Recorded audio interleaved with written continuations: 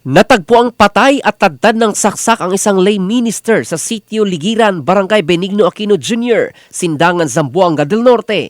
Kinilala sa ulat ng pulisya ang biktima na si Crisanto Toto Saldasal Tumales, 55 taong gulang, residente ng naturang barangay. Ang biktima ay kilala sa kanilang lugar bilang alagad ng simbahan at mangangalakal ng kopra. Natagpuan ang kanyang bangkay malapit sa kanyang bodega matapos umano siyang makauwi mula sa pagbebenta ng kopra. Ayon sa pulisya, nasa advanced state of decomposition na ang katawan kaya't posible umanong ilang araw na siyang patay bago natagpuan. Napansin din ng mga investigador, maraming sugat sa iba't ibang bahagi ng katawan ng biktima, kaya't naniniwala ang pamilya na sinadyang pinatay si Tumales. Paniwala ng pamilya na pagnanakaw ang posibleng motibo ng krimen dahil bago ang insidente ay nagbenta pa siya ng kopra.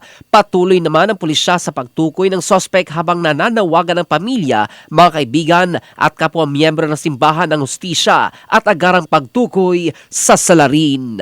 In the heart of changing lives, ito si Jofel Candado ng Brigada News Philippines, the Music and News Authority.